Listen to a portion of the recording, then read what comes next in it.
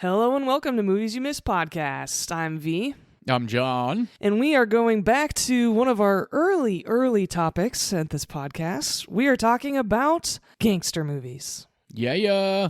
And for me, this won't even be the first time I'm talking about this specific director in gangster movies, so I'm really excited to get back into him. Oh, yeah. And you picked a movie that I initially vetoed in the very first year of our podcast. Yep, I did. You unvetoed it. You retracted your veto, and I'm still not entirely sure why. Oh, that's okay. Me either. Oh, all right, great.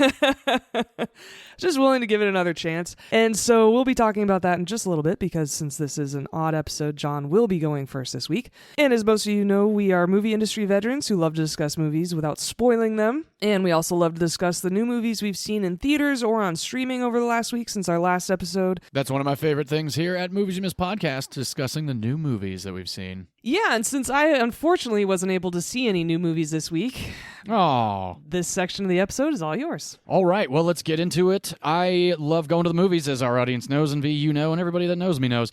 I am just going to touch real quickly on the fact that I went to 4 re-releases over the last week. And one day I actually did do a triple feature. I went and saw Nobody 2 again because I felt like just seeing it one more time. And I stayed at the movies to see Harry Potter and the Prisoner of Azkaban. And after Harry Potter and the Prisoner of Azkaban, I stuck around for Harry Potter and the Goblet of Fire. Because I hadn't seen Goblet of Fire in theaters since the first time, and I had never seen Azkaban in theaters. That was such a blast, and I should have stayed for The Half-Blood Prince because I just should have, and I would have seen 4 movies in a day, but I didn't. But other than those movies, on that triple feature day, I also saw a re-release of The Conjuring on Monday night because I ended up walking out of another mystery movie Monday because it was so god-awful. And on Tuesday afternoon... Wait. I need to know what the mystery movie was, though. Okay, it was a movie called The Threesome. Oh, never heard of it. Don't care. I had never heard of it. I could not stand the actors. I gave it about 15 minutes, and I luckily got to The Conjuring just as The Conjuring was starting. So I got to experience that in theaters since the first time I saw it, which was pretty incredible and still scared the living hell out of me. I love that movie so much. I know. All because of me. All because of you, and I cannot tell you how excited I am to watch that and Hereditary again this October. Yeah. Oh, hell yeah. So on top of all of those, next to The Conjuring, I also saw another re-release. Yesterday, Tuesday afternoon, I went to go see The Dark Knight because I want everybody that listens to us to know, if you don't already, Regal Cinemas, if you have a Regal or an Edward Cinemas, the month of September, they are doing the month of masterpieces. They are showing 30 different movies one day at a time, and Tuesday was The Dark Knight. Today, release date of this episode, is Dog Day Afternoon. Interstellar is on Friday. Dr. Strangelove is on Thursday. They're also showing Lawrence of Arabia, Goodfellas, The Godfather, Vertigo, Psycho, There Will Be Blood, Clockwork Orange. They're literally going through most Oscar winners, and I really urge people to go see some of these movies in theaters because there's nothing quite like experiencing a classic movie in the theaters again. Oh, God. Lawrence of Arabia on the big screen? Totes going to that, yeah. It's going to be spectacular. I can't wait, and I'm hoping I can go to The Godfather. They're also doing The Departed. They're just doing a fantastic collection of movies. Awesome. So there's that, and seeing The Dark Knight again in theaters like I did last year when they re-released all the Nolan movies in theaters was an absolute blast, minus the 70-year-old couple that wouldn't shut the fuck up during the movie. Oh my God. Okay, so I distinctly remember this. This is back way in 2008 when The Dark Knight came out. I went to a packed theater because it was opening night for The Dark Knight. Yeah. And I went with my roommate, Kevin, at the time. Kevin! Back when I lived down in Glendale. And because it was packed, there were people sitting next to us. And this guy to my right coughed the entire fucking movie. Almost 10 years later, I still think about it. Oh, yeah. No, I would too. I should have gone to see The Dark Knight yesterday so I could have some redemption for that film. Yeah. Well, the cool thing is all of Christopher Nolan's movies in the next few months are going to be re-released again, so you might have that opportunity. Great. Okay. Yes, yeah. Maybe I should absolutely take advantage of that then. I think you should. And other than that, I watched 3 movies on streaming and 1 in theaters. I'm going to start with the one that I didn't absolutely love, but I had a good time with it. This was a recommendation, actually, from my wife. This film stars Helen Mirren, Ben Kingsley, and Pierce Brosnan. This is a film on Netflix called Thursday Murder Club. I totally want to watch it. I don't even care if it's bad. I love all 3 of them. I will watch it anyway. That's why the movie is completely tolerable. Oh, Naomi Akey also is in it. Got a shout out to her. Yeah. She's awesome. She was just recently in Sorry Baby, which I saw. She's also in Mickey 17 and Blink Twice. I'm a fan of Naomi Akey. I really enjoy her. Yeah, I really liked her in Mickey 17. Hell yeah. So give Thursday Murder Club a shot. It's very light. It's fun. It's cool. It is what movie. it is. It's a Netflix movie. Exactly. And I saw 2 documentaries over the week. God damn it. Does that mean you're ahead of me again? I might be. I think we're tied. I might be. I think no, we because could be tied. We are tied because I watched documentaries 2 weeks in a row. That's right. That's right. All right. Okay. Perfect. Both of these were really good. I'm going to start with the one that I watched yesterday on Tuesday. This is a film on Eminem called Stans. Oh, where did you watch it? I've been trying to stream that movie. I watched it on Paramount Plus. Oh, it's streaming now. Okay. I swear to God, Yes. 3 days ago I looked for this movie and I could not find it. So it just came out on streaming. Yeah. Nice. Okay. I was scrolling through new things and that popped up. Very interesting documentary. I'm a big fan of Eminem. I have a couple of his records. I know plenty of his songs. I mean, I was there for the complete bombshell moment when My Name Is came out. It's just interesting seeing all these people that are literally obsessed with Eminem, that have his portrait on their body. One of these people has him 22 times on their body. Guinness World Record holder of the amount of portraits of one single person. Pretty crazy, my God. if you ask me. But yeah, it was fascinating, hearing people's stories about why he means what he means to them, etc., and learning a little bit more about Marshall Mathers' life and stuff. So I highly recommend giving it a shot. Well, and also that's where the pop culture reference Stan comes from. And Exactly, yeah. Also, I think a fun exploration given that and now it is a lexicon of our pop culture in general, not just for Eminem. Yeah, exactly. So give that one a shot. It's pretty good. Okay. And the other documentary I watched, Amy also suggested. So this last week, she suggested 2 movies, and she's like, "Are you proud of me? I'm finding movies for us to watch." Yeah. I'm like, I'm actually very proud of you. This one was super fascinating because I remember hearing about the incident, but hearing the whole backstory about it was so wild. This is a movie called Ruby Red-Handed about the theft of Dorothy's ruby red slippers out of the Judy Garland Museum. What? Yeah, right? I didn't even know that this existed. Yeah. Yeah, Amy found it. It was an hour and a half. It was very fascinating because you just got to watch it. There are Wizard of Oz stands and there are Judy Garland stands. And this town in Grand Rapids, Minnesota, has this little Judy Garland museum, and they have a Judy Garland festival every year, and it is wild. Are you sure it's not Grand Rapids, Michigan? Yes, I am positive, because that's all they said. It's like, now remember, this is Grand Rapids, Minnesota, not Grand Rapids, Michigan. Alrighty then. Yeah, because I sat there when they said it. I was like, oh, I've been to Grand Rapids, and they're like, this is Minnesota. I'm like, I've never been to Minnesota. Didn't know it existed. Okay. Yep. But that one is wild. I highly recommend checking it out, especially because we did Wizard of Oz here on the show. And after watching this documentary, I could not remember if I did Wizard of Oz or if you did. And you were the lucky one because I got Captain Fantastic for that episode. Nothing against your mother that picked Captain Fantastic. You did the Wizard of Oz because I wasn't a huge fan of it, and you really didn't want to do Captain Fantastic, so I did Captain Fantastic, and that was our very first ever listener request episode, and that was Monty and Morgan. Okay. Got it. Okay, I could not remember because when I went through our sheet, I said, oh, okay, Captain Fantastic is on my side, because I could have sworn I did Wizard of Oz, but I forgot. It was 3 years ago at this point. Yeah, now, so. exactly. So that is Ruby Red-Handed. Check it out. It is streaming on Hulu. Super fascinating. Nice. And the final film I went and saw, I went to the little independent theater in the city to see, because I got off of work just in time. I went and saw Austin Butler, Zoe Kravitz, Liev Schreiber, Vincent D'Onofrio, Regina King, and Carol Kane in Caught Stealing. So excited for this film. Caught Stealing is fucked, but it is awesome. It is hilarious. It's bloody. Liev Schreiber and Vincent D'Onofrio were so awesome. It really is such a gritty ass flick, and I love that Darren Aronofsky directed it. It's set in 1998, based off a novel, which I wish I would have known earlier. Yeah. However, still check this movie out. Caught Stealing, completely badass. Really, really had a good time with it. I think you'll have a good time with it too. I think I will. I'm becoming a very big fan of Austin Butler, and oh god, Yeah. that whole cast. Yes, I'm really looking forward to that movie. I'm sitting there and I'm watching this scene and I'm like, this woman looks like Carol Kane. And sure enough, it was Carol Kane. Oh And my we gosh, that's so talked awesome. about her in Scrooged and what was the Four Princess Christmases. Bride. Oh, and Princess Bride. That's Yeah. right. Yeah. So she's been We love talked her. about a couple times here. So yes, Caught Stealing. That was the final film that I watched over the last week.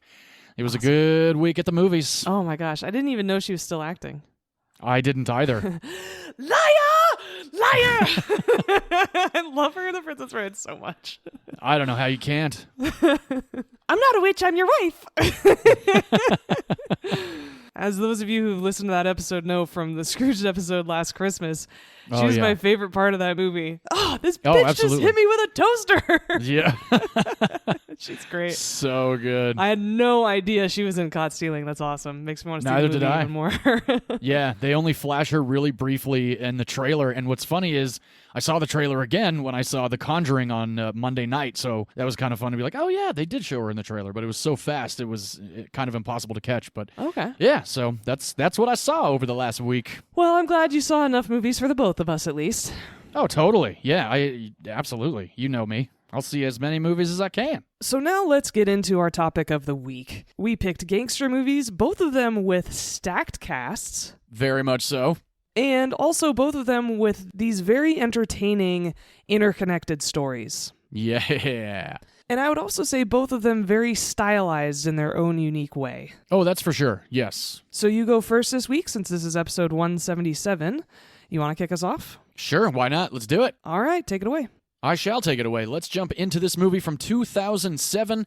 This film is written and directed by Joe Carnahan. If you have been here from the beginning, you know that I've done a Joe Carnahan film before when we did our episode dedicated to the fantastic actor Ray Liotta. Yes, so it's fitting that he's in this movie this week. It is. And I guess I should have told you what the movie was that I did before. It was Narc. If you haven't seen that, it's a fantastic flick. Give it a shot. But let's get back to my choice for this week. Again, written and directed by Joe Carnahan. This film stars Ray Liotta, Ryan Reynolds, Jeremy Piven, Andy Garcia, Taraji P. Henson, Alicia Keys, and Common in their feature film debuts, Ben Affleck, Peter Berg, Jason Bateman, Chris Pine, and Kevin Durand. This film, like you said, V, just a few seconds ago, is a very stacked cast. Yes, it is. Now let's get into a little bit of the breakdown of Smokin' Aces. I remember seeing this movie opening weekend in IMAX, and I had a complete blast with it. The buddy of mine that I went with, though, did not like it at all, and I remember that really kind of rubbed me the wrong way. For whatever reason, I was like, what do you mean, man? I thought we just had a great time at the movies. But apparently he did not. So I ended up seeing it again. I think it was maybe 3 or 4 years later, and I still had a good time with it. And this was I think this is actually the 5th time that I've ever watched Smokin' Aces since it's come out. Okay, wow, I figured you actually would have watched it more often. No, I don't even own a copy of it. So, Wow. yeah, I know. Every time I would go to Best Buy or Target or Walmart and see it, it was one of those movies that I always carried around with me, but I never pulled the trigger on. No pun intended. So let's jump into the breakdown of Smokin' Aces for those of you that are listening at home or in the car or on your hot girl walks or whatever it is you do while you listen to us. This film opens up during a stakeout, and we are introduced to Ray Liotta and Ryan Reynolds' characters. They're listening into a phone call that's happening right now outside of a very, very well-known mobster's house. And they just keep getting tip after tip over this phone call because names are being dropped and prices are being dropped. And it starts to sound like what's happening is a hit is about to be put on somebody. And this somebody is Buddy Israel, played by Jeremy Piven. Buddy Israel is a magician in Vegas, but actually up in Tahoe. And he's got his residency there. And he's one of the more famous magicians that a lot of people are drawn to up in the Tahoe area. And I don't know, V, you probably have been to Tahoe. I've been to Tahoe once or twice. Oh, a bunch of times. I really like it. I always liked standing. There was that line where you could stand between California and Nevada. Mm-hmm. I did that every time I was there. So as these cops are listening in on this phone call and getting all this information, they start to feed this information to their agency. And what happens is they hear that this mobster wants Buddy Israel's heart. And immediately they go into this whole frenzy thinking that now there's going to be a hit put out on Buddy Israel and there's going to be a contract out for him. And that prize money is $1 million. So what happens is this starts getting fed through the grapevine through a whole host of hitmen and bail bondsmen and lawyers and cops and everybody that really would possibly collect on this bounty of $1 million is now out to get Buddy Israel before the next guy. It is a very fun game of telephone. Oh, absolutely. Especially the way that it's all given to us in the exposition in the beginning. I really like how we're introduced to Taraji P. Henson and Alicia Keys' character. They're sitting at a diner with their handler, and they start getting fed this information, and they're trying to keep it quiet so nobody else is really listening in on what's going on. We meet this group of neo-Nazis run by Kevin Durant and Chris Pine that are getting word about this, and we find out that they are absolutely off the fucking chains, out of control, insane, and I actually really like the whole sequence with them with Ace of Spades playing in the background after they try and drag themselves out of that Chinese restaurant. Mm-hmm. So after all this information has gone out to all of these different hitmen and bail bondsmen and cops that are also crooked, and we catch up with Buddy Israel, who is now holed up in this really badass suite in Tahoe, trying to stay alive and try to make a deal with the police as well. His lawyer's constantly on the phone with him, telling him things are going great, things are not going great. Buddy Israel has a whole host of bodyguards up there on top of FBI agents that are camped outside of his door to keep him safe and actually not get killed for this $1 million bounty. So while this is happening with Buddy Israel, we start to follow these bail bondsmen and these hitmen while they are trying to get to Tahoe to collect on this bounty. Ray Liotta and Ryan Reynolds' characters are trying to keep Buddy Israel alive and try and stop any hit from potentially going down at this hotel. And for the rest of the movie, we are following along these hitmen and bail bondsmen and these cops and FBI agents while they are trying to keep Buddy Israel alive from the other side that is trying to collect on that bounty. Like I said, I think this is the 5th time I've seen the movie. I enjoy it quite a bit. It always makes me laugh. There's so many great lines in this movie. I think Chris Pine is absolutely hysterical in this movie. Like you said earlier, it's very stylized, so it kind of has a Tony Scott feel to it to me a little bit. I kind of agree, but also don't want to put this director in the same category as Tony Scott because he doesn't deserve it. I didn't say I was putting him in the same category. I'm just saying there's similarities to some of the ways that it's edited. Yeah. The way the camera kind of goes into a weird, I don't know. Anyway. The coloring, too. Yeah. Color grading is very much on the high res and very grainy and whatnot. So very Man on Fire. Yeah, there we go. I enjoy it. Makes me laugh. The action's pretty intense. It does get very bloody at one point or another. There's a scene with Matthew Fox that always bothers the hell out of me. It just fucks with me because that would be terrible to go out that way. Mm-hmm.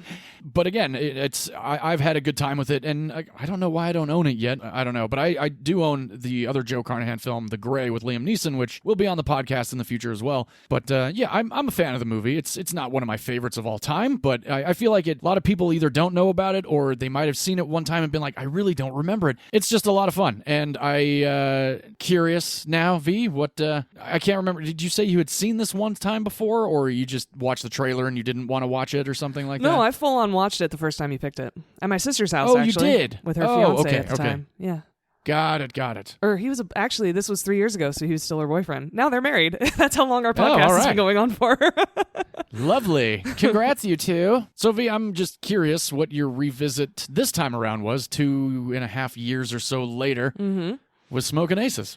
Yeah, it's a fun movie in a lot of ways. I really love how every single scene there's another actor who you will recognize, and that's a lot of fun. I thought they did the exposition really, really well in the beginning of this movie. It lays it out so seamlessly, very naturally, and I always have a lot of respect for any filmmaker who can do that because it is, in fact, hard to roll out exposition for your audience without it feeling forced. I like Ryan Reynolds in more serious roles. He has a lot of earnestness to him that he doesn't show often in his comedic roles where he's just playing himself. I think that's actually a lot of wasted opportunity because in his more serious roles like this one, like Buried, like Amityville Horror, he actually can emote really well and come across as pretty good actor. And so I like him in this role. I liked seeing him again, putting something on screen that isn't totally one-dimensional or breaking the fourth wall like in Deadpool. Yeah. And yes, I think Chris Pine is the best part of this whole movie, just because it comes out of nowhere. You cannot believe he's that character. Yep. And so now seeing it for the second time, and this is why I wanted to put it back on the list, is because after 3 years of watching movies with you, I have opened up a bit to movies that I wouldn't normally watch. Horror being a perfect example. And so I wanted to give this a second chance because I think I'm more comfortable now than 3 years ago watching a movie like this. And when I say like this, I mean stylized. It's a very man movie. Like this movie's for guys. Oh, totally. Right? And it is, absolutely. I'm not usually cliche like that. And as so many of you know, I'm not a cliche either in terms of my gender. And so I say that somewhat lightly, but it is true that this is a guy's movie and it's very violent. It's very very greasy. It's very scummy. And this is, I think, getting to the heart of it, why I actually vetoed it the very first time around. There are no redeemable characters in this movie. Oh, that's very true. Yes. Everyone is a whatsoever. dirtbag. Yeah. Everyone is selfish and out for themselves and awful. And that includes most of the cops too, right? And so totally. I think that's Absolutely. the first time when I watched it, why I vetoed it. I was like, I don't like anybody in this movie, so I don't care, and I don't want to watch this movie because they're all dirtbags. And so, and that's just for me watching movies or reading books. It's hard for me when there isn't a character I can root for. Mm-hmm. It's actually why I don't like Catcher in the Rye either. There you go. There's a lot of books like that. And so now watching it, I'm a little more open, and I can respect the film for what it is. I don't think I'd watch it again, but I didn't hate it. Sure. And I understand why you like it, because it is fun in that super bloody, awful way. Yeah. Yes, especially that elevator sequence with the chainsaw. Yes, and I love Kevin Durant. And yeah, he's so good. I also respect the fact that he was able to get all of these actors together to be in this film to begin with. It's an achievement, and so I'm glad you picked it. I'm glad we can talk about it this week. Oh, good. I'm glad. That's great. When I watched it this time around, and there are still things that is like brand new to me when I'm watching it, and I'm like, oh my gosh, I totally forgot about that part. And certain moments, it's that whole Chris Pine scene that when we are first introduced to him when he gets out of the car and he's got that sawed-off shotgun and. Yeah, and then the close-up of him with the Ben Affleck, it's just, I had tears in my eyes. Well, and you just can't, especially now, because seeing it only for the first time 3 years ago, and then this time, Chris Pine being a more serious actor, we talk about him potentially being nominated for an Oscar at some point, especially in like Hell or High Water, or taking on the reboot of Star Trek and doing that really well. And so him being what he is in this movie is so shocking. It legitimately takes your brain multiple moments to realize that it's him. Yep, totally. Great makeup and good everything. Just so hilarious. Everybody's just so dirty in this film. Yeah, it is. It's a very dirty movie. Greasy. It's greasy. That's hilarious. I'd never thought about that, but it's true. Like everybody's sweating, or everybody's like just completely wet for whatever reason. Like Jeremy Piven's just sweating his ass off because he's so coked out. He's coked out, and that's the thing is that I always think of 80s movies when I think of that term, or when that pops up for me in movies when I'm watching movies like this. I always think of 80s movies and like Scarface, because everybody is just sweaty and greasy because they're all coked out, and it's so it just it gives me the heebie-jeebies. Yeah, it's gross. Yeah, no, it's totally. I completely understand. You know, if I have a bad hangover and I'm sitting, outside, or I'm even in the house and I'm sweating, I know that I don't look good. You don't smell good either because you're sweating that alcohol out of your system. Exactly. No. So I usually stand in the shower for like 20 minutes and let the hot water sweat me out, and good to go. But yeah, it is a very greasy movie. The scene with Jason Bateman always cracked me the hell up too, because I'd never seen Jason Bateman like that before. I had just come off of finally watching. Well, yeah, in women's underwear, and just also totally drugged out, and just the whole like, I come from a whole family line of alcoholics and drug addicts, and here I am. Like the voice is fucking hilarious. He's got that whatever the fuck blow up pool toy in the corner. Just like it's just a wild ass flick of madness. And I liked the Ben Affleck character and Peter Berg. I can't remember what the other guy's name is, but I liked that trio. And then what happens to the one guy that with his where his fingers get blown off. Gross. It was absolutely out of control. So there's a lot of scenes, and it's funny too. Like when I was watching it this time afterwards, I read some reviews, and there's like, it's just such a messy movie, and I'm like, it is. It's messy, just like you said, greasy and gross and filth. But it's not like messy. Like you said, the exposition's really good at the beginning. You really are like, oh, holy shit. And then even moving forward with a couple other storylines that we find out about, I really like a lot of the reveals in the movie. Like, oh my gosh, wow, that's really cool.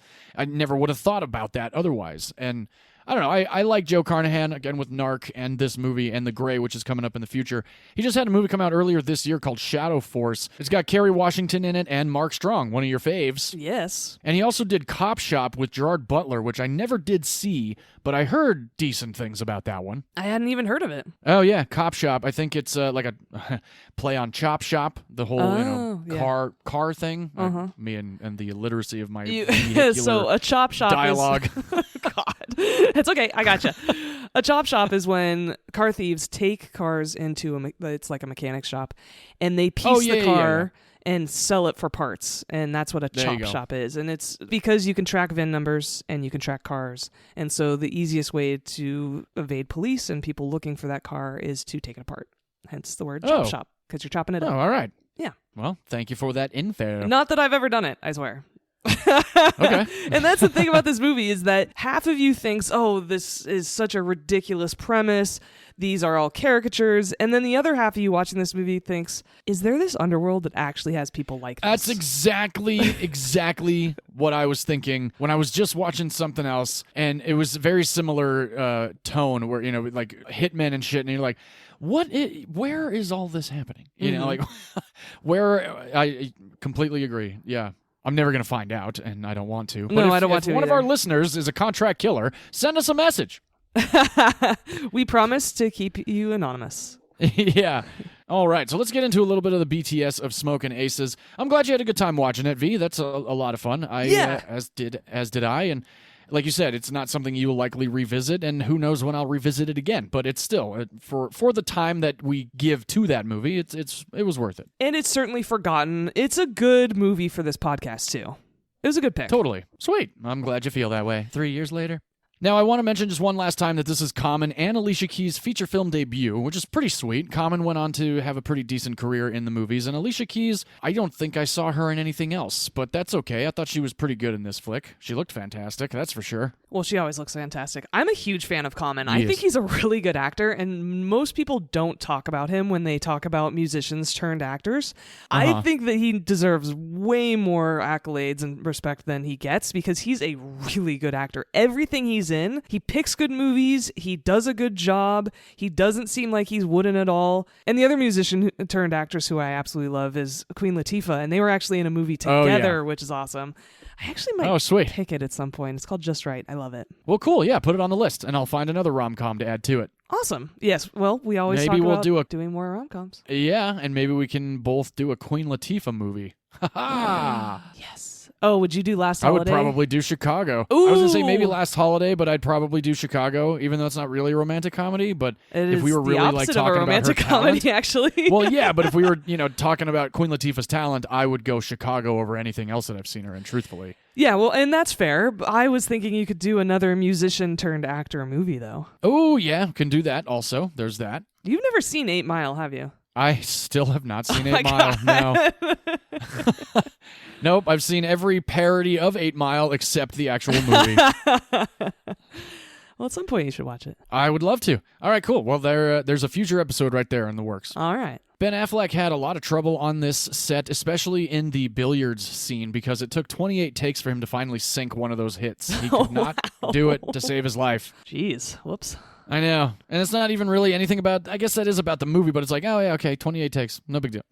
Oh, God. That must have been a really intense couple hours. I would think annoying. Like, that gets really exhausting for the entire crew when an actor just can't hit their mark or just keeps screwing up, and you're just like, come on, dude, we're all waiting on you. Yep, especially if it's Friday and it's like the last scene of the day. Well, and especially because they're the highest paid people on set, and you're getting paid standard rates usually.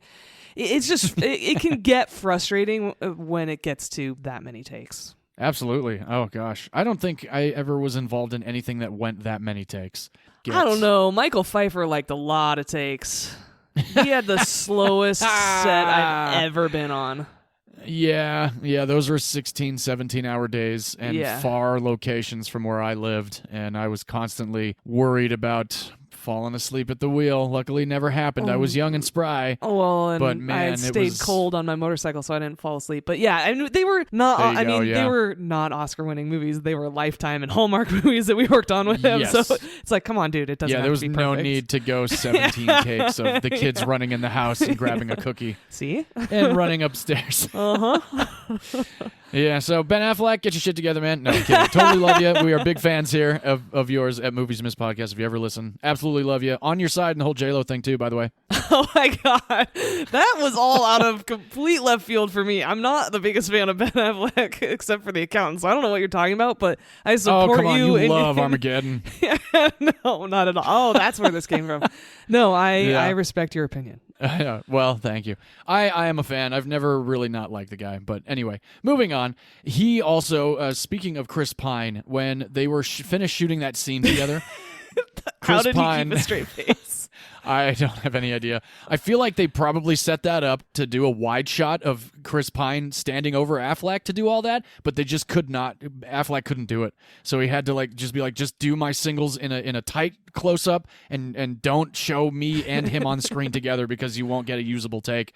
That's how I would have done it, and it looks. I mean, that's how it worked out for the movie anyway. But after they shot that scene, Affleck went over to Joe Carnahan and said, "If I could bet 10% of what I'm going to make in my entire career and bet on any actor right now, I would be betting on Chris Pine." Oh, yeah, that's pretty sweet. He was right. Yes, he absolutely was. Now, this is my last piece of trivia other than the budget for the movie Smokin' Aces. Michael Shannon was originally cast in the role that Chris Pine played. Ooh. I think he would be too hard. He's too, yeah, exactly. in the He's face. too menacing. He's too serious. You had to have someone a little goofy. Exactly, yeah. And speaking of being hard and not goofy at all, Michael Shannon was fired from this movie, from that role by Joe Carnahan because he was rude to the costume designer. No, oh, that's really disappointing to hear. Yep.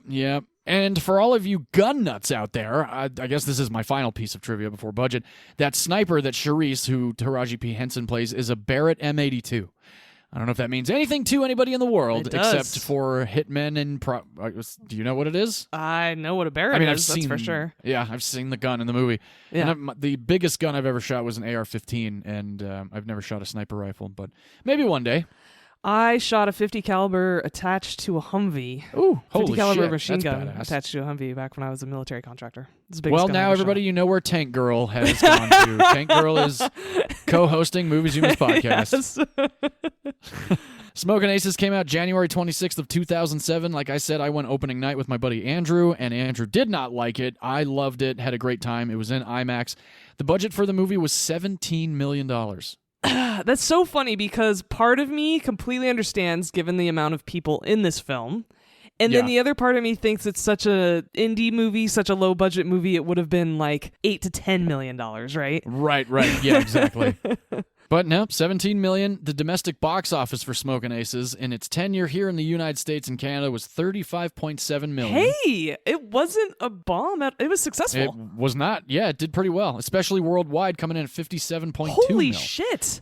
So Smokin' Aces did pretty good. Yeah, I never would have guessed that. So thanks for when I not saw those asking. numbers too, I was like, oh my gosh, that's fucking great. Yeah. So that is Smokin' Aces, everybody. Glad that V enjoyed it. I certainly did. And I hope if you have not seen it, you at least give it a one-time watch. It's a lot of fun. Just make sure that you are able to take a shower after because it is a dirty movie. And there's one other movie that if you are a fan of that movie and have not seen Smokin' Aces, you'll very likely be a fan of Smokin' Aces after. If you've seen Jason Statham in Crank, then you will definitely have a good time with Smokin' Aces. Yes, that's a good reference point. Sweet. All right, everybody. Thanks for joining me on this half. It's time to move on over to V's half. You ready, V? Well, since you just mentioned Jason Statham, I think it's perfect timing. Ha! That's right. Perfect. Take it away. All right, I picked one of my all-time gangster films by one of my all-time favorite directors, even though he's become quite hit and miss. Still love the guy. He will always have a special place in my heart. I picked the Guy Ritchie film that came out in the year 2000. This is Snatch. Like your film, there is a whole I mean, cast of characters, obviously, but in the terms of Yeah. the colloquialism as well, there is a whole cast of characters in this film, and it is a stacked cast. You will recognize so many of them. They're more character actors than your film. They haven't gone on to be super famous. A couple of them have. And of course, this also stars Brad Pitt, so there's that. But you will recognize most of these British actors. And like your film, it's super interconnected. It's a lot of fun to watch. I love movies like this so much when everything comes together at the end. And that's one of the reasons why this movie has always held a special place in my heart. Similar to Rock'n'Rolla. Ah, yes. Which was my first ever Guy Ritchie pick. And I believe that was from like episode 7 or something. It was something like that. Very, very long early ago. on. Yes. Yeah. So I'm glad to be 120 episodes or so. Oh, no. 170. Yes. Oh, gosh. Wow. So I'm very happy to pick another Guy Ritchie film again. And the way this movie opens is also my favorite way any movie will open, which is showing the characters doing different things and hovering their character's name over them, similar to when you picked the movie Spun. Yes. So we are introduced, and thank God we are, because this movie has such a big cast. It's really helpful to the audience that they introduce everyone in the very beginning. Now, Totally. this movie starts off with Benicio del Toro stealing a diamond.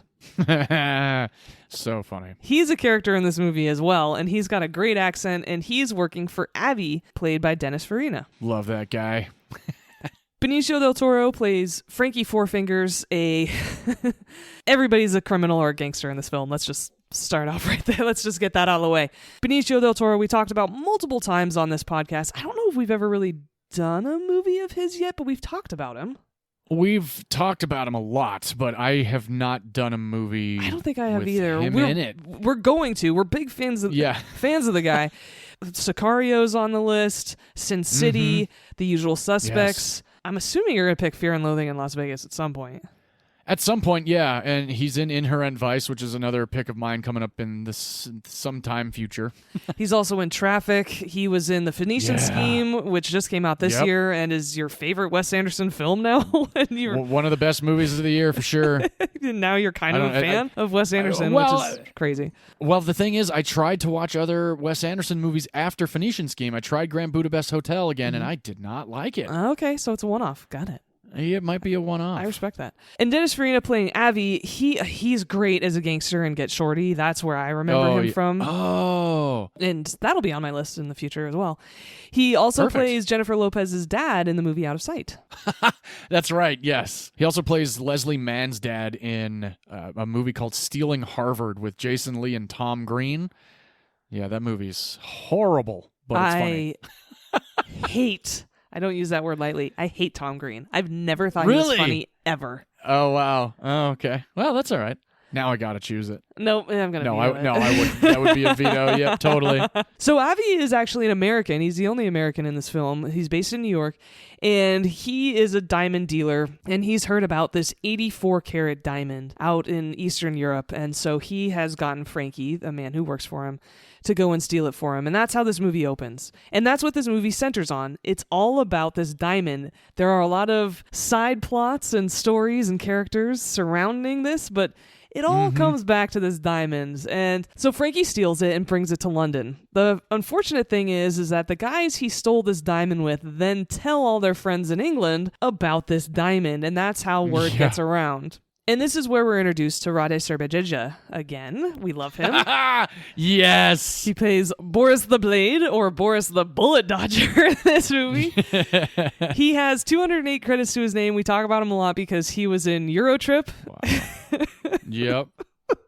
Oh, yes, very soon. They're building it right now. We just got Miami Wise. #1 new show. We quote that a lot on this podcast. We love him so much. Out in Bratislava. And Rade has also been in The Saint, which was a recent pick of mine. He plays Ivan Tretiak. He's really good at playing Eastern Europeans or Russians, which is what he plays in Space Cowboys. He plays a Russian general. That's right. Which is also a former pick of yours. So indeed, this is the 4th time we've picked Rade on this podcast, and I always think of him and Peter Stormare in the same way. They have this unidentifiable accent. They're both great and just elevate any movie or scene that they're in. And there's those guys that people see and oh yeah, that guy. And it's like, yeah. Yep. I love that. Yeah, Rade's great. And so he gets this phone call about this diamond, and he realizes that it can't be traced back to him or his cousin out in Eastern Europe who helped steal this diamond initially. So he's got to hire some guys to steal it for him. I'm not going to talk about these idiots very much, but I will say these three guys, Saul, Vincent, and Tyrone, are hired to steal this diamond. And these guys are just idiots. They are big time. Stupidest criminals you'll ever meet. Every single thing they try to do in this movie, they fuck up. And that is because every mistake that the three of these guys make were inspired by various late-night TV shows about real-life crimes gone horribly wrong that Guy Ritchie had seen, and he wrote it into the script. That is awesome. And the reason why Frankie Four Fingers is called Frankie Four Fingers is because he has a bit of a gambling problem. And when he cannot pay his debts, they chop parts of his body off, including one of his fingers. In order to set this whole plan in motion, Rade mentions to him, because they actually meet up in London, Rade mentions to him that there's a boxing match happening, and he wants Frankie Four Fingers to place a bet for him. And so that sets this whole plan in motion because now certain people will know where Frankie Four Fingers is going to be. He's going to be at a bookie's placing a bet. And that's where the three of idiots, Saul, Vincent, and Tyrone, try to steal from him. And that is because this bookie is owned by this man named Bricktop. Bricktop is a monster. He has his hands in a lot of different nefarious criminal activities, but he is absolutely ruthless. And I love how Alan Ford plays him so soft-spoken because he is just chilling in this role. Yeah. And one of the reasons why is because not only are people extremely loyal to him and will do whatever his bidding is, including killing anyone he asks them to, but he also runs a dogfighting ring. And that's actually one of the things that Guy Ritchie wrote into the script on purpose, is that he was talking to someone once and they mentioned how anyone who abuses or harms animals is the worst of humanity. Mm-hmm. And so Guy Ritchie wrote in that Bricktop also ran illegal dogfighting to show everyone just how much of a monster this man really was, because it wasn't through his actions. He doesn't hurt anybody in this film. He doesn't yell at anyone. He actually doesn't even carry a weapon. So how are we going to show that this guy is evil incarnate? Well, we're going to show him egging on a dogfight and running it himself. And that's what he did. And the crazy thing is that Bricktop was originally offered to Sean Connery. Oh, wow. And that would have been pretty cool. I don't think it would have worked because we all know who Sean Connery is. So all you would have seen is Sean Connery. We've never seen him as an evil guy. He's James Bond, right? And so that believability, that acceptance that he's evil, I don't think we could have done it. Oh, well, we'll never know. But I like where your point's at. Yeah. Well, Sean Connery actually read the script and liked it, and so he watched Lock, Stock, and Two Smoking Barrels, which was Guy Ritchie's first film. Matthew Vaughn, the producer of this movie and the producer of Lock, Stock, and many of Guy Ritchie's movies, because they've been friends for a long time, he arranged a screening, and Sean Connery afterwards turned to him and said, "That's a good film. You're not going to be able to afford me." So that's where we get Alan Ford. And I'm glad. Wow. Because American audiences wouldn't recognize this man. All he is to us is this villain. And the irony, though, is that in real life, Alan Ford is a vegetarian and animal rights activist. Oh, wow. So I think he's clearly a very good actor because he certainly scared the shit out of me in this role. Yep, he's always the one I remember the most, other than Brad Pitt because of Brad Pitt's whole thing. But yes, Bricktop was always like, oh my gosh, the whole thing. Well, we'll get into that later, I'm sure. Yeah, absolutely. And the reason why that he's called Bricktop is that that's British slang for someone with red hair. So clearly when he was younger, he had red hair. I never knew where his name came from. So I was glad to learn that in researching this movie this week. So Bricktop, running this bookie and also running boxing matches, he gets in contact with two men named Turkish, played by Jason Statham, and Tommy, his friend. They are boxing promoters, and Bricktop wants to use their boxer for this fight that's coming up. which is all well and good. Turkish and Tommy know that who Bricktop is, because everybody does, and know that they really shouldn't get into bed with him, but it is what it is. They have to for their livelihood, and so they do. But the problem is that at one point, Tommy, who's also an idiot, he goes to pick up a caravan, a trailer, and they are buying it off of these, they call them pikeys in this movie, they're gypsies. And this is where we're introduced to Brad Pitt. Yeah. Who famously couldn't do a British accent because he was originally slated to play Turkish, Jason Statham character. Oh. But he couldn't do it. Instead, Guy Ritchie made this character of Mickey for him. And Brad Pitt was really hesitant because he was just coming off of Fight Club and he didn't want to play another boxer, but he really wanted to work with Guy Ritchie and he really loved the script and the character that was written for him, so he said okay. Very cool. Yeah. Unfortunately, the day before they were to start shooting, Brad Pitt finally admitted that he also couldn't do a gypsy accent either. And he was getting cold feet. He told Guy Ritchie that he can't play the role, he just can't do it. And Ritchie said, no, you are part of this movie. I've cast you. We're going to start shooting tomorrow. You've got this. Figure it out. I know you can do it. And so Brad Pitt, because they were in England, he contacted a couple of crew members and asked them, how is he supposed to talk? What is he supposed to do? And the crew members told him, British gypsies are completely intelligible. British people cannot even understand them either.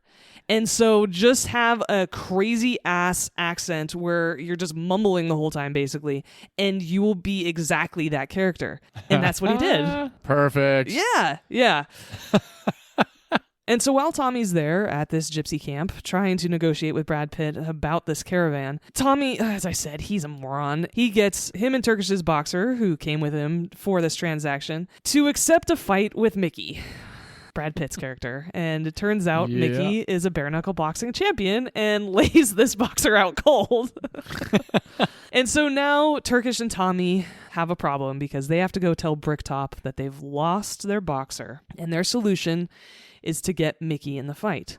And like a lot of this movie, one mistake after another, one unfortunate incident after another happens to Turkish and Tommy, and they end up getting in deep with Bricktop and owing him, and there are multiple fights with Mickey because of it, and that's a whole mess in and of itself. And we are still bouncing between this storyline and the diamond because Frankie Four Fingers has disappeared. Nobody knows where he is, including Vincent, Saul, and Tyrone.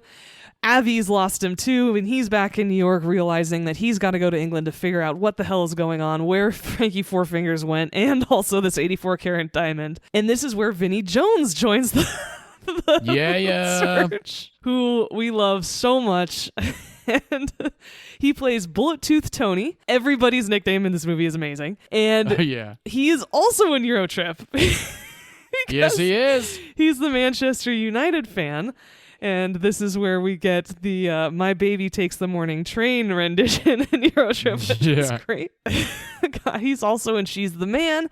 And the reason why he's in a lot of soccer roles is because he was a former athlete and he just looks like a hooligan, honestly. Yep. And not only did I previously pick Eurotrip, but I am going to pick She's the Man at some point. He was also in Gone in 60 Seconds. He plays the Sphinx, where he actually only has one line in the entire movie. Oh, yeah, that's right. He was also in Guy Ritchie's very first movie, Lock, Stock, and Two Smoking Barrels. So was Jason Statham. And Bullet Tooth Tony is hired by Avi to find Frankie Four Fingers and this diamond. And that's what Avi and Bullet Tooth do for the rest of the movie, is they search for Frankie Four Fingers. And so for the rest of the movie, we are following this host of characters while they are all on their various tasks and goals, looking for Frankie, looking for this diamond, trying to not get killed by Bricktop. Everybody's trying not to get killed by Bricktop, actually. Trying to have successful boxing matches that are actually fixed.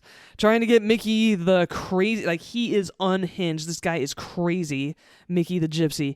Trying to get him to follow orders during these boxing matches of like, hey, you're going down in the fourth. And trying to keep a leash on him. There's also a dog involved that is very important to this story that I love. Because in every transaction that gypsies have with people, they try to sell them, they try to add dogs into the deal as well. Mm-hmm. Ewan Bremner shows up too, and he was in Trainspotting. You're a big fan of his. There are so many people who you will recognize in this movie and have a lot of fun with. Jason Statham playing Turkish. I actually saw this movie in 2002. It was right after it came out. I was a freshman in college. A bunch of my college friends watched it to hype themselves up before water polo matches, especially that boxing scene with that Oasis song. Oh, yeah. And the soundtrack to this movie is amazing. I still listen to it 20 some odd years later, and the one-liners are great too. But so this is actually the first time I'd ever seen Jason Statham, because I watched Lock, Stock after I watched Snatch. Oh, yeah. I did the same thing. And I love that Jason Statham has made a career out of playing the same guy. He just does it better than The Rock. And yes, that's okay. He's very entertaining. I loved him in The Italian Job. I actually just rewatched The Italian Job in the last week. That's the one with Mark Wahlberg and Charlize Theron. He's now in The Meg. He's in the Fast and Furious franchise, which of course he is, because everybody is who's an action star. Yep. But I love him so much in Spy, the Melissa McCarthy movie. Oh, yeah. That is going to be on my list. It's one of my all-time favorite comedies. And the way he embraces just the caricature of that role is so perfect. And he's so good in comedies. I wish he did more of them. And he's great as Turkish in this film. I love in the beginning when Tommy's like, well, why do we need a new caravan? And Jason goes to theirs and the door falls off. He's like, oh, nothing, Tommy. It's tip-top. I'm just not sure about the color. The one-liners of this film are great. I've always loved Bricktop. When Turkish has to tell him that they've lost their boxer, Bricktop goes, in the words of the Virgin Mary, come again? It's just so awful and great. So yes, the one-liners, I love the British slang. I love that I had to look up when I first watched this movie, I had to look up some of what they'd said because I didn't understand what the hell they were talking about. But yes, the British slang and humor is wonderful too. And I think this movie totally holds up. I'm not sure what you thought of it. I'm very curious because you mentioned, just speaking of one-liners, you gave me a one-liner within the last couple days that has made me nervous. So we'll get to your experience in just a second. Okay. But there are so many hilarious, wonderful scenes in this movie. Even though it's kind of dark, it's not as violent as your movie. All of the deaths take place off screen. Sure. First of all, there's hardly any blood in this movie. There's a car crash sequence that is so wonderful and hilarious. Oh, yes. Very, very good. Everybody is memorable. That's the other thing I love about this movie. Even though it's a stacked cast, every single person is memorable. Benicio del Toro, when he's talking to Abby, and every time they cut back to Benicio on the phone, he's wearing a different suit. And it's just so random. And then Vinnie Jones not only saying, like, oh, this guy is former Russian KGB. He'll be impossible to find. And then he shows up at their doorstep. Yeah. and his speech about the guns, and this is Desert Eagle .50. I love that speech so much. And so yeah, I still love this movie to this day. It'd been a couple years since I'd seen it. I usually watch it once every 2 years or so, but oh wow, it'd been a little more since I'd seen it. So before I get into the rest of the credits and the behind the scenes, I'd love to hear what you thought about it. I hope you like it, but I also love this movie enough that I don't care if you hated it, because it's so good and I love it so much it had to be on the podcast. Totally. I've seen, this is my, I think same with Smokin' Aces, this was my 5th time watching Snatch. I watched it once, I want to say it was around 2003, 2004. My dad is a big fan of this movie, so naturally it was one of the very few movies that my dad purchased for himself. So he had the DVD, and I remember watching it, and I remember enjoying it. Then I watched it again and was like, that was good. Like, I wasn't like something like super incredible. I can't remember how I felt on the watch before this final watch. And I like Snatch. I like it a good amount, but it's not something that I completely gush over. Like, I know a lot of people, yourself included, say it's like one of their favorite movies of all time. They love it, and it's not a bad movie. I like the movie. It's very entertaining. The cast is great. It's very funny. It's interesting at the same time. It's not something that I was like, that's like one of my favorite movies. Okay. That's fine. You didn't hate it, so that's good. No, I don't hate it. I far from hate it. I just don't love it. And while Brad Pitt's scenes are very entertaining and funny, I still think that there are other roles in the movie that are better and more entertaining to watch, if that makes sense. No, I totally agree. I mean, Vinnie Jones, I think, is my favorite character in this film. Yeah, he's great. And Bricktop, like I said, he was really one of the ones that I remembered the most, other than the whole, like, 2 minutes Turkish, like, oh, you said 2 minutes 5 minutes ago. Like that whole thing. That is what most people really like to quote from Snatch, and it's kind of like it's weird because there's so many movies out there where people really only quote like one thing, like Yeah. literally one line of the movie. And I'll be very, your very perfect Huckleberry. example is Tombstone. Exactly. Yeah. Sorry. No, it's fine. You knew where I was going. That's totally fine. But there's that, and then it's the whole thing with "There Will Be Blood." The only thing people can ever recite is I drink your milkshake." It's like there are so many better lines in that movie. Oh, totally agree. And I think that was another thing that kind of like put me off to Snatch so much. It was like, oh my God, Brad Pitt. It's like, there are 13 other fucking actors in that movie that are literally better and more entertaining than Brad Pitt stumbling and mumbling on as a British gypsy. Now, of Wholeheartedly course, agree. it's great. It's great. The whole like, and they're like, what the fuck did he just say? And then the other friends that like chime in, like even the whispering. It is what it is. I've never met a British gypsy. Maybe in the future I will.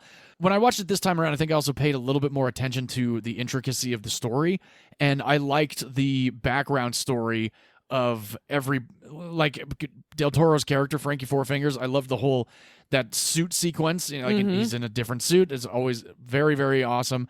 And then the whole thing with Bricktop talking about how pigs are able to crunch through human bone. Such a That great is the scene monologue. that I'm always like, holy fuck. He's like, now 3 pigs can get rid of 2 bodies and and like, and he's just sitting there drinking coffee or eating an apple and those fucking dark rimmed glasses that he has on. he's And like you drinking said, tea. he's so.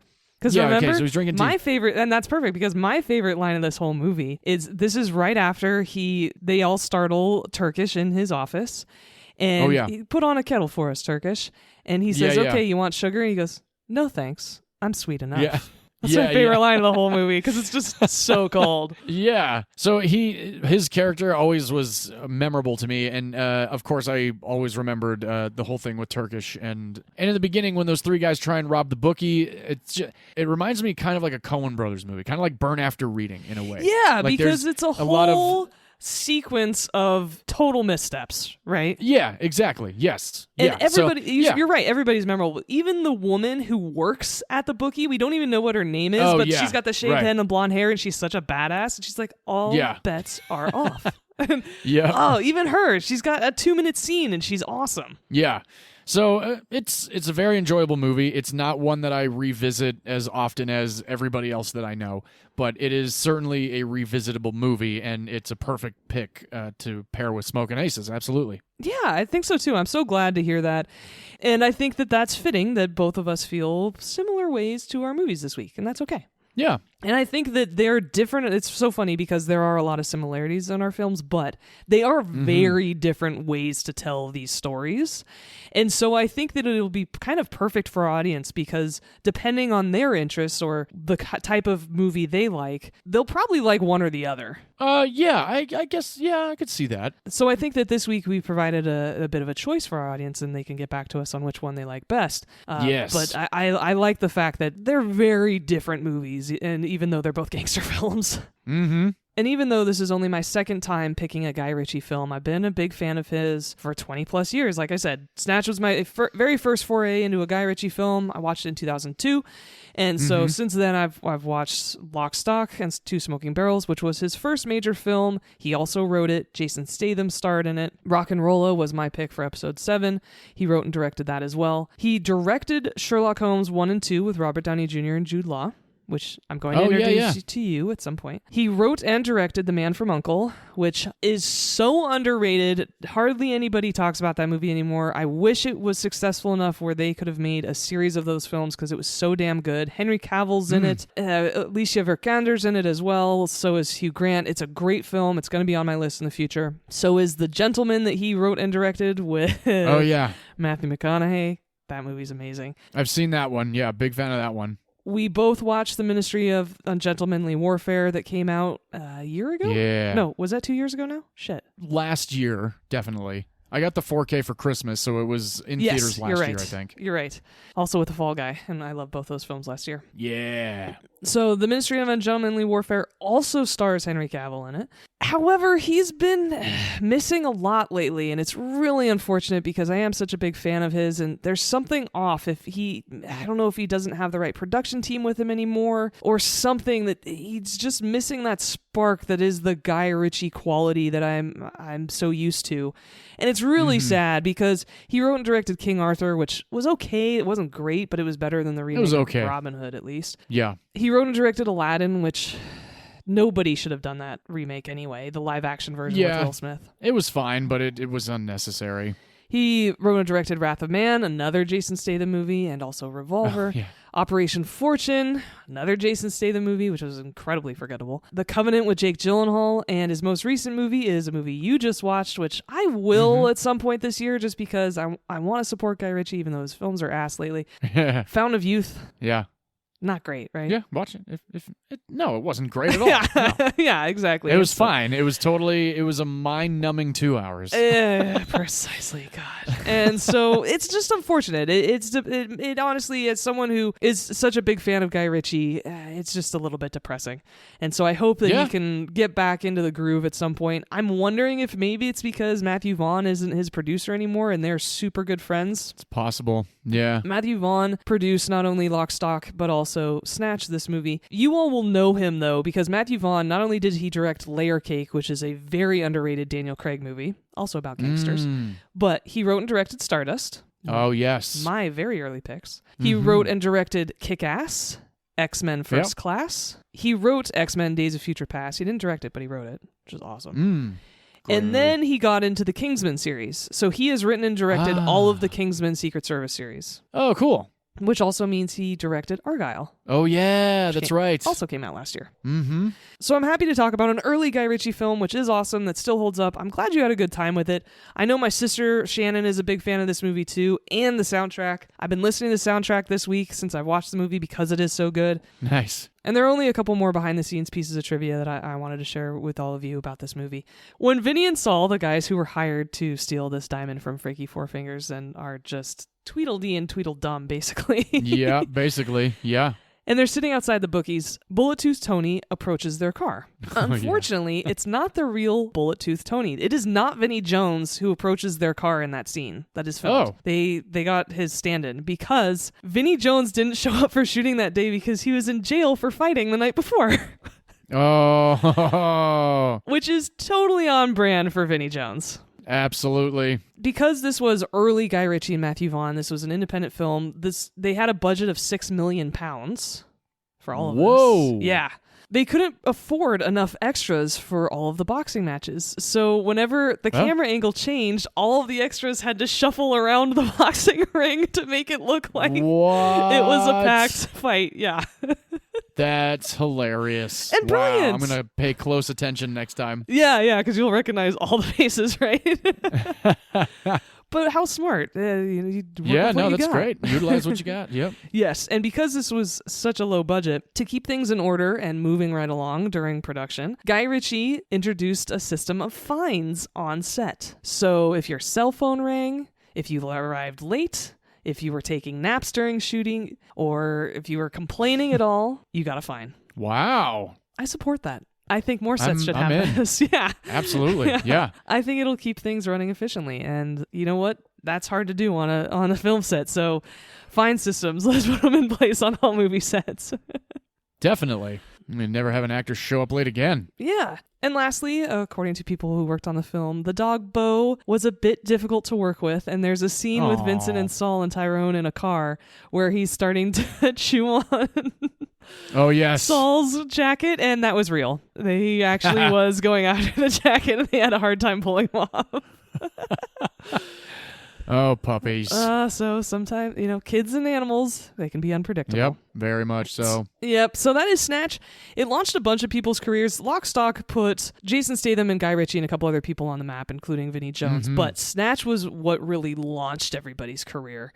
Because with a £6 million budget, it made $30 million in the U.S., Wow. and $84 million worldwide. Damn. And nice job. Yeah, and it was very popular on college campuses. There was a host of DVDs sold as well. This movie was incredibly successful, and that is why we now have Jason Statham as a huge movie star, Guy Ritchie directing a ton of movies.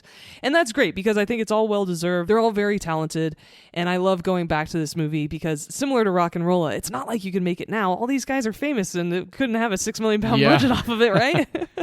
Definitely. So that is Snatch. I'm really glad you revisited it with me and that you actually liked it. I'm glad you were entertained. That's good. Mm-hmm. And I hope very that much so. because my favorite line of the movie, or my favorite lines of the movie, are not the classic ones that everybody always says, that you like it even more. That's a solid point. I think I do. Oh, thank you. Thank you so much. Similar to me appreciating you more with Tombstone and that I'll Be Your Huckleberry isn't your favorite one. Exactly. Yeah. So those are our gangster movies this week. A little bit of a turn from last week's animated movies, as we like to do here. Mm-hmm. And so, John, I'll ask you if you would watch Smokin' Aces with your grandma. I don't think so. No, probably not a grandma movie. Yeah, no, it's not. It's a very hard R. It's actually... It is, You yeah. haven't picked a movie this bloody in quite some time. That's true. I haven't. And V, would you watch Snatch with your grandmother? I don't think I would, even though it's not that bloody... Not only is it a gangster film, but more it's a British film, and I never saw my grandmas watching films like this, so I would say no. Mm-hmm. I think anyone, for my film, I think anyone like 15 and above could watch it because it's not that violent. I would say 13, really, for Snatch. It's a mild R. It is. I was just thinking in terms of following the story, right? Oh, sure. And Yeah. also being able to follow all the accents. Yeah, that's true, too. Thank God for subtitles. And for your movie, at least like 17 and above minimum. Yeah. 16, 17, Yeah. 15 probably. No, would be fine. 17. All right. That well. movie is fucked up. Yeah, it is. It is. Oh, and I forgot to talk about the fact that, and one of the reasons why I do respect that film now, especially watching it a second time, is that Joe Carnahan was quite bold in the ending of this film. I can't believe I haven't talked about it yet. Oh, yeah. Because we needed to. I appreciate how they wrote the ending and how they showed. Oh, the ending, yeah, totally fucked with me the first time I saw it, and it's always one of those moments where I'm like, shit. It's a crazy-ass ending, for sure. It is, and I'm sure he got some pushback for it, and I appreciate that he stuck with it. Hell yeah. So those are the gangster films we chose this week. We hope you've either been introduced to them or reintroduced to them and want to give them a shot. Snatch, you can watch it on Pluto TV. It's not edited, but it does have some commercials, so I do recommend renting it. And yours is not anywhere. You can only rent it. No.